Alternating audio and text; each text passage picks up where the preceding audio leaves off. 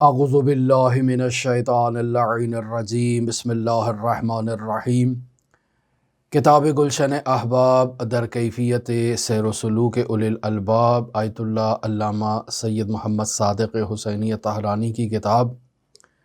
جس میں نہایت ہی عمدہ سیر و سلوک کے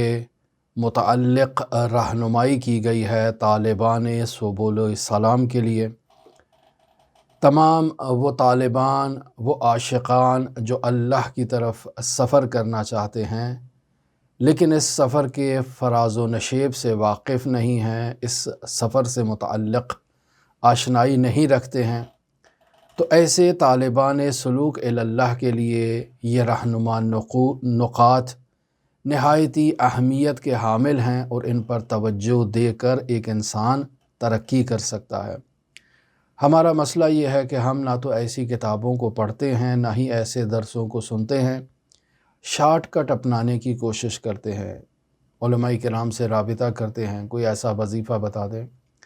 کوئی ایسا ورد بتا دیں، کوئی ایسا ذکر بتا دیں کہ ہم اس کو انجام دیں اور جب صبح اٹھیں تو ہم آیت اللہ قاضی بنے ہوں، ہم آیت اللہ بہجت بنے ہوں۔ عزیزان محترم، اگر سلوک اللہ کا سفر اتنا ہی آسان ہوتا تو آدم سے لے کر خاتم تک اور خاتم سے لے کے مہدی موعود تک تمام ہستیوں کی امت جو ہے وہ اللہ کے ولی ہوتے، تمام اللہ کے پیروکار ہوتے۔ لہٰذا یہ کوئی ایک رات کے وظیفے سے، ایک رات کے ذکر سے انسان اللہ تک نہیں پہنچ جاتا، اس کے لیے سفر طے کرنا پڑتا ہے، اور وہ جو انسان ایک لمحے میں فرش سے عرش تک چلا جاتا ہے اس کے مراحل کچھ اور ہیں۔ یہ جو مراحل بیان کیے جا رہے ہیں یہ جہاد بالنفس کے ہیں، یہ جو مراحل بیان کیے جا رہے ہیں یہ انسان کی اپنی جد و جہد کے ہیں، انسان کی اپنی محنت کے ہیں۔ لہٰذا کل موضوع شروع کیا کہ سیر و سلوک میں محبت اور ایثار کا مقام۔ محبت کے متعلق کل کافی گفتگو آپ کے ساتھ ہماری رہی۔ آج سلوک اللہ میں ایثار کی اہمیت کو آپ کی خدمت میں مختصر سے انداز میں بیان کرنے کی کوشش کرتے ہیں۔ مرحوم علامہ حسینی طہرانی رحمۃ اللہ علیہ اپنے استاد آیت اللہ انصاری حمدانی رحمۃ اللہ علیہ سے متعلق اس بات کو نقل کرتے ہیں کہ ان سے کسی نے سوال کیا۔ سوال یہ تھا کہ سلوک اللہ میں سالکین کے لیے کیا چیز سب سے زیادہ قوی اور سب سے زیادہ مضبوط ہے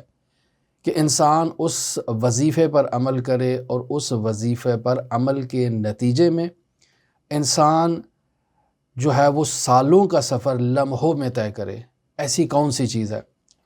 یہی وہ چیزیں ہیں عزیزان محترم جو آپ ہم سے تقاضا کرتے ہیں کہ آپ کے لیے بیان کی جائیں، اور وہ جب ان درسوں میں بیان کی جاتی ہیں تو آپ ان درسوں کو نہیں سنتے ہیں، بس رابطہ کیا، فوراً ایک ایسا وظیفہ دے دیا جائے کہ جسے انجام دیا جائے اور انسان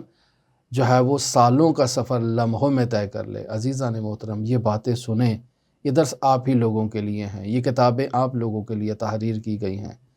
اگر آپ ان کتابوں کو نہیں پڑھ سکتے، ان درسوں کو نہیں پڑھ سکتے، تو پھر کیسے آپ اللہ کی طرف، سفر کی طرف رغبت اختیار کریں گے؟ تو سوال یہ ہے کہ سلوک اللہ کے لیے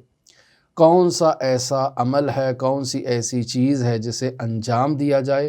تو وہ سب سے زیادہ پاورفل عمل ہو کہ جسے انجام دے کر انسان فوراً سالوں کا سفر لمحوں میں طے کر کے اللہ تک پہنچ جائے۔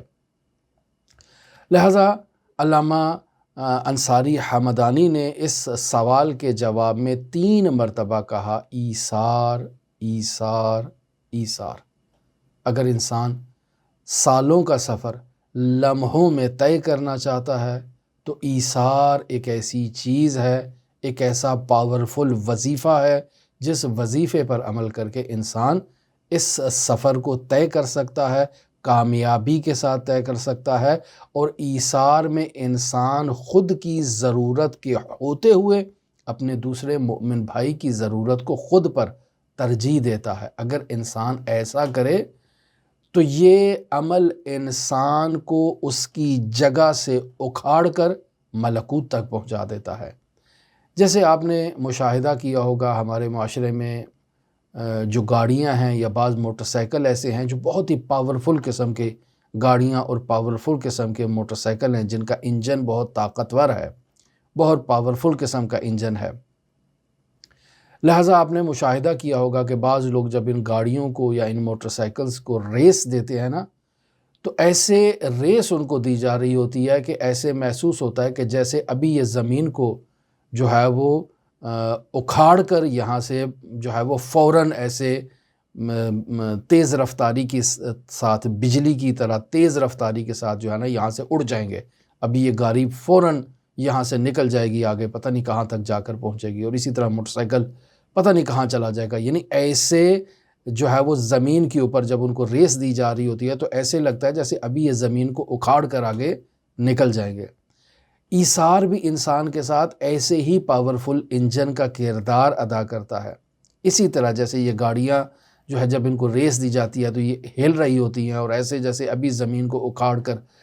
جو ہے وہ پرواز کر جائیں گی اور آگے پتہ نہیں کہاں تک پہنچ جائیں گی، عین اسی طرح سے اگر انسان ایثار کرتا ہے تو یہ ایثار انسان کے نفس کو اس بدن سے اکھاڑ کر تیزی سے ملکوت کی طرف جو ہے وہ لے جاتا ہے۔ بہت طاقتور اور بہت طاقتور ہے یہ وظیفہ اللہ کی طرف سفر کرنے میں اور سلوک اللہ میں ایثار۔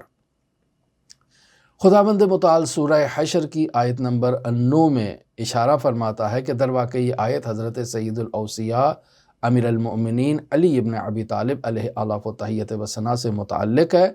ارشاد ہوتا ہے وَيُؤْثِرُونَ عَلَىٰ أَنفُسِهِمْ وَلَوْ كَانَ بِهِمْ خَصَاصَةٌ، یعنی اور وہ دوسروں پر جو ہے وہ خود کو جو ہے وہ دوسروں کو خود پر ترجیح دیتے ہیں اگرچہ وہ خود محتاج ہوتے ہیں۔ یعنی اپنے دینی بھائیوں کے ساتھ ایثار کے لیے وہ انہیں خود پر ترجیح دیتے ہیں، اپنی جان پر ترجیح دیتے ہیں، ولو خود سختیوں میں دشواریوں میں مبتلا ہیں، لیکن خود دشواریوں کو خندہ پیشانی کے ساتھ تحمل کرتے ہیں، ان کو اپنے اوپر ترجیح دیتے ہیں، ان کی ضروریات کا خیال رکھتے ہیں۔ تو انسان کو اللہ کی بارگاہ میں یہ تقاضا کرنا چاہیے کہ اے ہمارے پروردگار ہمیں ایثار کی توفیق عطا فرما، اور اس ایثار سے زیادہ پاورفل کوئی اور وظیفہ اگر ہوتا تو آیت اللہ انصاری حمدانی اس کی طرف ضرور اشارہ کرتے۔ اب یہاں عزیزان محترم اس ایثار نے کیا نتائج دیے علماء کی زندگی میں؟ بعض اگر اس کے بارے میں تحقیق کی جائے، جستجو کی جائے تو بہت ایک عظیم ذخیرہ اور خزانہ نکل سکتا ہے۔ مثلا یہاں مصنف اس کتاب کے حاشیے میں مرحوم تنقابنی کی کتاب ہے قصص العلماء، اس کے صفحہ نمبر 180 پر آیت اللہ سید محمد باقر شفعتی ان کا ایک واقعہ نقل کرتے ہیں۔ یہ آیت اللہ سید محمد باقر شفعتی معاشرے میں حجت الاسلام کے عنوان سے شہرت رکھتے تھے۔ ان کے بارے میں یہ لکھا جاتا ہے کہ نہایتی فقر و فاقہ، نہایتی تنگ دستی کے عالم میں بہت ہی جو ہے وہ مشکلات میں، بہت ہی پریشانیوں میں یہ مبتلا تھے کہ ایک نہایتی قلیل سی تنخواہ انہیں ملتی ہے، کہیں سے رقم ملتی ہے، اور یہ اس رقم کو لے کر بازار چلے جاتے ہیں تاکہ اپنے بیوی بچوں کے لیے کچھ سامان لے کر آ سکیں، اور انہی سامان میں جو ہے وہ ایک گوشت والی دکان پر جاتے ہیں اور وہاں سے جگر کے کچھ چھوٹے سے پیس اور کچھ ٹکڑے لے آتے ہیں کہ میں اپنے بیوی بچوں کے لیے اس جگر کے ٹکڑوں کو لے جاؤں تاکہ وہ انہیں استعمال کریں، اس بھوک سے انہیں نجات حاصل ہو جائے۔ لہٰذا یہ ٹکڑے لیتے ہیں اور دوسرا جو سامان ہے وہ لیتے ہیں، گھر کے لیے روانہ ہوتے ہیں کہ راستے میں ایک ویرانے کے اوپر جو ہے وہ انہیں ایک بھیڑیے کی نسل سے تعلق رکھنے والی ایک کتیا وہاں جو ہے اس بیابان میں، اس ویرانے میں جو ہے وہ پڑی ہوئی دکھائی دیتی ہے، جو نہایتی نحیف ہے، نہایتی کمزور ہے، اور نہایتی جو ہے وہ بھوک کی شدت کی وجہ سے بلک رہی ہے، اور اس کے 5-6 بچے اس کے اطراف میں موجود ہیں جو اس کے پستانوں کو جو ہے وہ دبا رہے ہیں کہ شاید اس سے کوئی دودھ کا کوئی قطرہ باہر نکل آئے، اور جب دودھ نہیں نکل رہا تو وہ بھی چیخیں مار رہے ہیں۔ تو یہ حجت الاسلام کہتے ہیں کہ مجھے یہ منظر دیکھ کر اس کتیا کے اوپر ترس آ گیا۔ وہ جگر کے ٹکڑے جو میں نے اپنے بیوی بچوں کے لیے ہوئے تھے، مجھے جو ہے وہ اس وقت اس کتیا کی ضرورت اپنے خاندان کے ان قریبی عزیزوں سے زیادہ ضرورت مند دکھائی دی، لہٰذا میں نے ایثار کا مظاہرہ کیا۔ جگر کے ان ٹکڑوں کو ان بچوں کے سامنے رکھا، اس کتیا کے سامنے رکھا، تاکہ وہ اس سے اپنی بھوک کی شدت کو کم کر سکیں۔ تو بچے ایسے جھپٹے ہیں جیسے پتہ نہیں کتنے وقت کے وہ بھوکے تھے۔ تو یہ حجت الاسلام کہتے ہیں کہ انہوں نے فوراً چٹپٹ کر کے جو ہے وہ سارا کھا لیا۔ اب میں نے مشاہدہ کیا کہ وہ کتیا آسمان کی طرف جو ہے وہ اپنا رخ کر کے شاید کچھ کہہ رہی ہے، اور مجھے یوں ہی محسوس ہوا کہ وہ میرے لیے دعا کر رہی ہے اللہ کی بارگاہ میں۔ عزیزان محترم، ہم سمجھتے ہیں کہ حیوانات میں شعور نہیں ہوتا ہے، حیوانات کا ان کے خالق سے رابطہ نہیں ہوتا ہے۔ یہ در واقع ہماری کمزوری ہے، ہم ان باتوں کو درست انداز میں نہیں سمجھ پاتے ہیں۔ پھر آیت اللہ تہرانی ایک واقعہ مزید ایک عالم سے مشابہ واقعہ نقل کرتے ہیں کہ ایک بزرگ عالم زمانے قحطی کے دوران شدید بھوک اور شدید جو ہے وہ مشکلات جو ہے وہ معیشتی میں ویسے ہی طلاب گھیرے رہتے ہیں، لیکن اگر قحط کا عالم ہو تو قحط کے عالم میں انسان کے لیے جو ہے وہ اپنے خوراک کا انتظام کرنا یہ بہت ہی دشوار ایک مرحلہ ہوتا ہے۔ خدا کسی قوم پر مستقبل میں یا زمان حال میں اس قحط کی آزمائش سے ان کو مبتلا نہ کرے، بہت دشوار مرحلہ ہوتا ہے۔ ایسے میں انسان کا وہاں سے جو ہے وہ باہر نکلنا اور خود کو اس جو ہے وہ مشکل میں خود کی حفاظت کرنا۔ لہٰذا علماء کا سب سے قیمتی اثاثہ ان کی زندگی میں ان کی کتابیں ہوا کرتی ہیں، اور زمانے قدیم میں ان کتابوں کی خریداری ایک نہایت ہی پیچیدہ، نہایت ہی دشوار مرحلہ ہوا کرتا تھا، چونکہ علماء کے پاس پیسے نہیں ہوا کرتے تھے کتابوں کی خریداری کے لیے۔ آج بھی جو کہ اس قدر جدید، ماڈرن اور پیش رفتہ دور ہو چکا ہے کہ کتابیں اگرچہ موبائل میں ہیں، لیکن اس کے باوجود نایاب کتابیں موبائلوں میں موجود نہیں ہیں، اور اگر آپ انہیں بازار سے خریداری کے لیے جائیں تو اوہ ماشاءاللہ ان کی قیمتیں ہیں۔ مثلاً آپ دیکھیں یہی حضرت آیت اللہ العظمیٰ جوادیہ عملی کے جتنے بھی آثار ہیں بہت مہنگے ہیں۔ اگر انسان ان کو خریدنا چاہے، ایک طالب علم خریدنا چاہے، تو طالب علم آج کے دور میں بھی زیر فقر زندگی بسر کر رہے ہیں۔ یعنی اگر آپ معاشرے میں فقیروں کے لیے ایک لائن جو ہے وہ معین کر دیں کہ اس لائن سے نیچے افراد جو ہیں وہ فقیر ہیں، تو اس سے بھی آپ انتہا میں جا کر دیکھیں گے تو آج کل کے دور میں بھی طالب علم اس سے نیچے والی سطح پر زندگی بسر کر رہے ہیں۔ بہت ہی مختصر اور بہت ہی محدود پیمانے پر جو وظائف انہیں دیے جاتے ہیں، اور اس وظائف کے ساتھ اس قدر شدید مہنگائی میں انہوں نے اپنی ضروریات زندگی کو پورا کرنا ہوتا ہے، تو یہ ایک معجزے سے کم نہیں ہے ایک طالب علم کی زندگی۔ یعنی اگر آج کے دور میں بھی آپ معجزات اور کرامات کو روزانہ کی بنیادوں پر مشاہدہ کرنا چاہتے ہیں تو جائیں حوزہائے علمیہ میں علماء کے حالات زندگی کو مشاہدہ کریں، ان کے وسائل زندگی کو مشاہدہ کریں کہ کیسے وہ طالب علموں کی بات ہو رہی ہے جو خالصتاً تحصیل علم میں مصروف ہیں، جن کا کوئی کاروبار نہیں ہے، جن کا کوئی سائیڈ بزنس نہیں ہے، جو کوئی اور کام نہیں کر رہے، جو صرف اور صرف تعلیم میں مصروف ہیں، تحقیق میں مصروف ہیں، جن کا خزانہ کتابیں ہیں، جن کا خزانہ جو ہے وہ علم ہے، جن کا خزانہ توسل ہے، جن کا خزانہ زہد و تقوی و پرہیزگاری ہے۔ ایسے علماء کے ساتھ اگر آپ جا کر ان کی زندگی کو نزدیک سے دیکھیں تو ان کا لمحہ لمحہ آپ کو معجزات میں دکھائی دے گا کہ جیسے وہ زندگی بسر کر رہے ہیں یہ کسی معجزے سے کم نہیں ہے۔ تو قدیم میں اس زمانے میں بھی ایسے ہی ہوا کرتا تھا، علماء کے پاس کھانے کو کچھ نہیں ہوا کرتا تھا، اور علماء کی نہایت ہی مشکلات ہوا کرتی تھیں۔ تو ایسے میں کتاب ایک طالب علم کے لیے بہت قیمتی سرمایہ ہوتا ہے کہ جسے وہ تہیہ کرتا ہے نہایت ہی دشواری سے، لیکن اس قدیم زمانے میں کتاب کو تہیہ کرنا بہت ہی دشوار ہوتا تھا، اور بس اوقات ایک طالب علم کے پاس اتنا سرمایہ نہیں ہوتا تھا کہ وہ کتاب کو کرائے پہ جا کر لے، یعنی حتیٰ قدیم زمانے میں کتابیں کرائے پر بھی دستیاب ہوا کرتی تھی، تو اتنی بھی وہ نہیں ہوا کرتی تھی کہ جا کر وہ کتاب کو کرائے پر جو ہے وہ تہیہ کریں، لہٰذا بعض علماء مل کر کرائے پر لیا کرتے تھے یا مل کر جو ہے وہ کتاب کی خریداری کیا کرتے تھے تاکہ مشترکہ طور پر اس سے استفادہ کریں۔ بس عزیزان محترم، یہاں آپ کو نصیحت کرتا ہوں کہ کتاب‌ہائے تراجم کا مطالعہ کریں، ایسی کتابیں جو علماء کے حالات زندگی پر تحریر کی گئی ہوں، جس سے آپ کے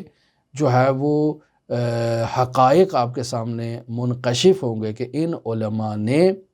قال الصادق وقال الباقر کو آپ تک پہنچانے کے لیے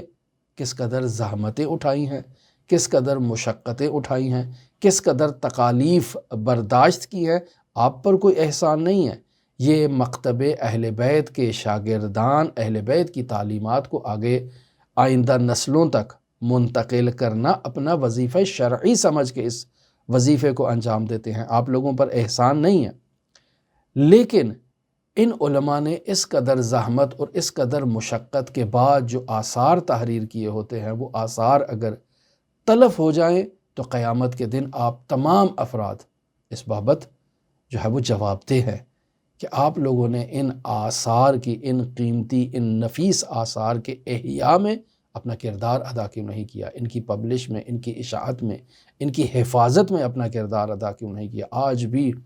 علماء کی آثار اسی طرح سے تلف ہو رہے ہیں کہ انہیں شائع کرنے کے لیے ان کے پاس رقوم نہیں ہوتی ہیں، پیسے نہیں ہوتے ہیں، وہ اپنی شہرت کے لیے تو ان آثار کو پبلش نہیں کرنا چاہتے، وہ ان آثار کو جو ہے وہ تحریر کرتے ہیں تاکہ وہ جو انہوں نے اپنی زندگی کا نچوڑ تعلیمات محمد و آل محمد میں حاصل کیا ہے، وہ ایک کتابت کی صورت میں اپنا وظیفہ ادا کرتے ہوئے اسے تحریر کر دیتے ہیں، باقی اس کی اشاعت ان کا وظیفہ نہیں ہے، چونکہ انسان اپنی توان سے بڑھ کر کسی چیز کا وظیفہ نہیں رکھتا ہے۔ لہٰذا ان تراجم کا مطالعہ کریں، ان علماء کے حالات زندگی کا مطالعہ کریں، آپ کو معلوم ہوگا کہ یہ دین اہل بیت کس فراز و نشیب سے ہم تک پہنچا ہے۔ آج ہمارے پاس علم آ چکا ہے، اہل بیت کے معارف آ چکے ہیں، تو ہم ان علماء کی اہانت کر دیتے ہیں، ان کی توہین کرتے ہیں، ان کو جو ہے وہ حقیر شمار کرتے ہیں، ان کو جو ہے وہ انواع و اقسام کی جو بھی ہمارے سے ہوتا ہے وہ ہم ان کی تحقیر کے لیے ان کلمات کا استعمال کر دیتے ہیں، جبکہ دیکھا نہیں جاتا کہ کس قدر زحمات اٹھائی ہیں انہوں نے اسی قال الصادق و قال الباقر کو ہم تک پہنچانے کے لیے۔ لہٰذا یہ عالم اس قدر شدید مشکلات کے ہوتے ہوئے، زمانے قحطی کے ہوتے ہوئے اپنی کتاب اٹھا کر مارکیٹ میں جا کر فروخت کرتے ہیں، اور اس کتاب سے حاصل شدہ رقم کے نتیجے میں 2 عدد روٹیاں جو ہے وہ خریداری کرتے ہیں تاکہ گھر جا کر اپنے بیوی بچوں کی ضروریات کو پورا کر سکے۔ روٹی لے کر جب گھر جا رہے ہیں تو راستے میں انہیں ایک کتیا دکھائی دیتی ہے، اس کے ارد گرد 8 اس کے بچے ہیں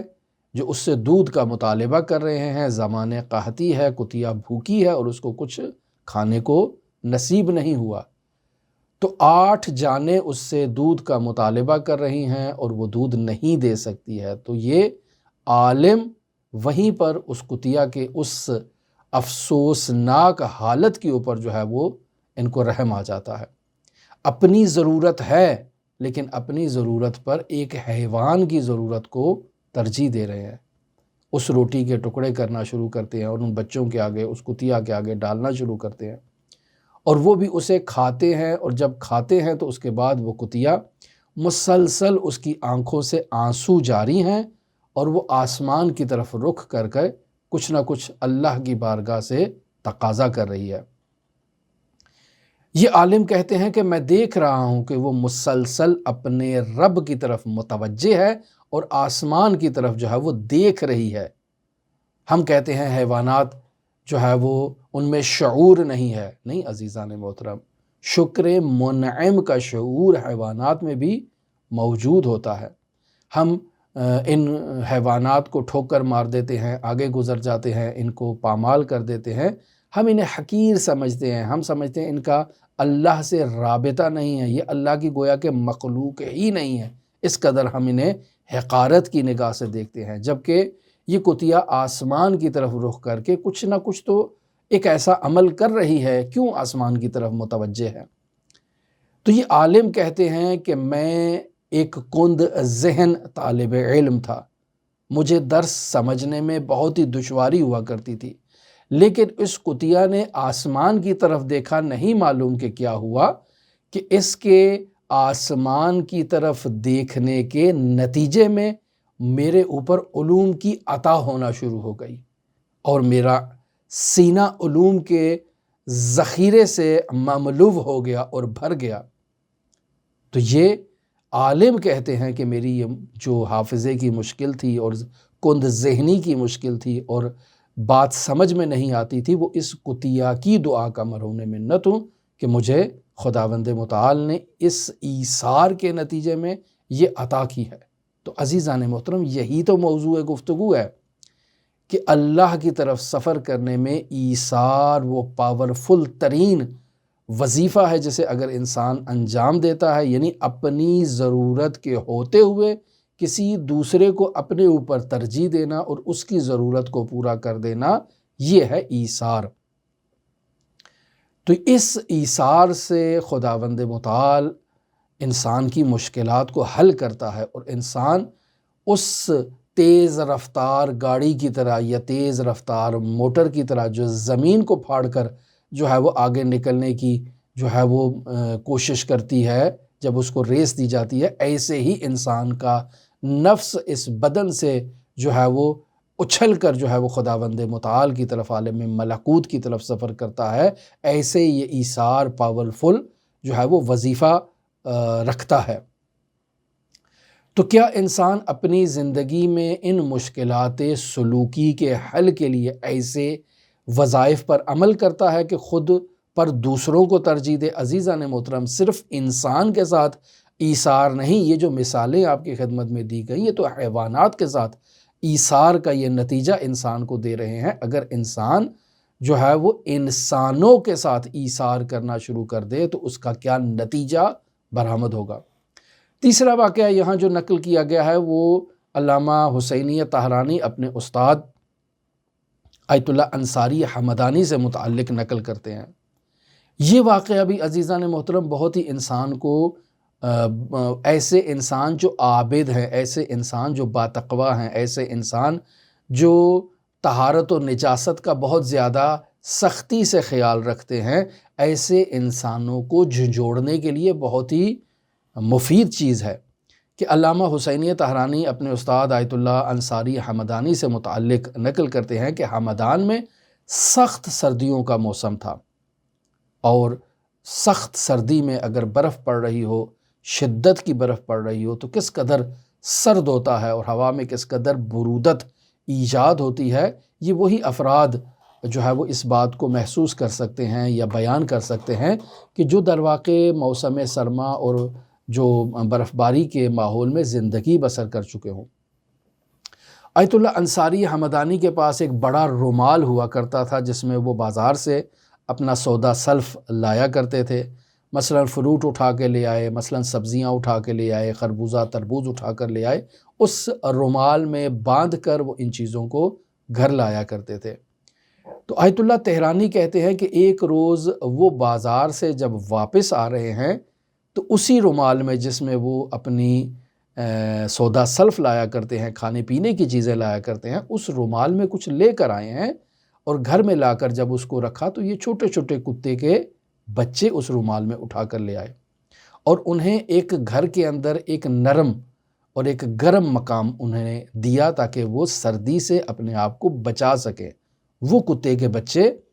جو سردی سے ٹھٹر رہے تھے، تمام ان کا بدن پانی سے گیلا ہو چکا تھا۔ علامہ طاہرانی کہتے ہیں کہ اگر ایک عابد، ایک طالب علم، ایک اہل علم انسان کو یہ کرنا پڑے تو ہرگز وہ کتے کے نزدیک نہیں جاتا ہے، اور وہ بھی کتا ایک ایسی حالت میں جو پانی سے بھیگا ہوا ہو۔ انسان عابد اس وسواس میں رہتا ہے کہ میرا بدن نجس ہو جائے گا، اس مشکل میں رہتا ہے کہ میں کیسے اپنے آپ کو پاک کروں گا، کیا ہے، زیادہ سے زیادہ پاک کرنا ہے نا۔ انسان اگر نجس ہو جائے گا تو خود کو پاک کرے گا، اس کے کپڑے نجس ہو جائیں گے تو کپڑے کو پاک کرے گا، یہی ہو سکتا ہے نا، اس سے زیادہ تو کچھ نہیں ہے۔ لیکن کس قدر ایک عابد جو ہے، ایک عالم اور ایک اہل علم اور ایک طالب علم ان چیزوں سے قراحت محسوس کرتا ہے اور ہرگز ان چیزوں کے نزدیک جانے کے لیے تیار نہیں ہے۔ لیکن آغا انصاری حمدانی اس رومال میں جس میں وہ اپنے کھانے پینے کی چیزیں لے کر آیا کرتے تھے، اسی رومال میں کتے کے بچوں کو جو گیلے ہو چکے ہیں اور سردی سے نہایتی جو ہے وہ ناگفتہ بے حالت میں ہیں، انہیں اٹھا کر لے آتے ہیں، اپنے گھر میں رکھتے ہیں، گرم جگہ پر رکھتے ہیں، ایک ہفتہ ان کی مہمان نوازی کرتے ہیں۔ یقینی بات ہے کتا گھر میں ہو تو گھر نجس ہو جاتا ہے، بہت سارے مسائل ہوتے ہیں، یہ سب ان کو زحمت کرنا پڑے گی پاک کرنے کے لیے،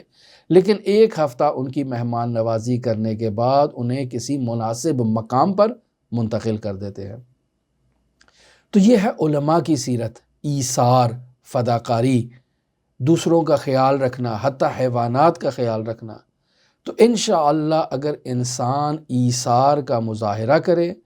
تو اس ایثار کے نتیجے میں سلوک اللہ کرنے والے سالک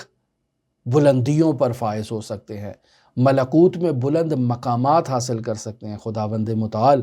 ہمیں متوجہ کرے ان چیزوں کی طرف، خداوند متعال ہمارے نفس کو جھنجھوڑے کہ ہم نے زندگی کا ایک بہت عرصہ گزار دیا ہے، اب یہ جو باقی کچھ زندگی بچی ہے، اس زندگی میں ہم ایسے اعمال انجام دیں کہ خداوند متعال کی بارگاہ میں سرخ رو ہو سکیں، اس باقی ماندہ وقت سے زیادہ ہم فیض حاصل کر سکیں۔ کہیں ایسا نہ ہو کہ جب ہم اس کی بارگاہ میں جائیں تو جا کر ہم کہیں یا حسرت علی ما فرطت فی جنب اللہ، کہ افسوس اور شرمندگی ہے مجھے اپنے کردار پر اور اپنے عمل پر کہ میں نے اللہ سے متعلق کس قدر کوتاہی کا مظاہرہ کیا ہے۔ تو ہم دعاگو ہیں کہ خداوند متعال ہمیں جھنجھوڑے، متوجہ کرے، ہم ایسے اعمال انجام دیں جو ہماری آخرت کے لیے ہمارے لیے ذخیرہ قرار پائیں۔ ایسا نہ ہو کہ ہم اللہ کی بارگاہ میں جب جائیں تو ہمارا دامن اعمال سے خالی ہو، جو ہم نے اعمال انجام دیے وہ خواہشات نفسانی کی بنیاد پر تھے، وہ اللہ کی بارگاہ میں قبول نہیں ہوئے۔ اب اللہ کی بارگاہ میں ایک ایسے عمل کی ضرورت ہے جو خالصتاً ہم نے اللہ کے لیے انجام دیا ہو۔ دعاگو ہیں خداوند متعال ہماری ایسے اعمال کی طرف رہنمائی کرے، دعاگو ہیں خداوند متعال ہمیں اپنی لقاء کے لیے ایسے ہی ایثار کرنے کی سعادت نصیب فرمائے۔ دعاگو ہیں خداوند متعال منجی عالم بشریت حضرت صاحب العصر، صاحب الامر، صاحب الزمان کے ظہور میں تعاجیل فرمائے اور ہمیں حضرت کے اصحاب و آوان و انصار کی فہرست میں شمار فرمائے۔ اللہم صلی علی محمد و آل محمد وعجل فرج قائم آل محمد۔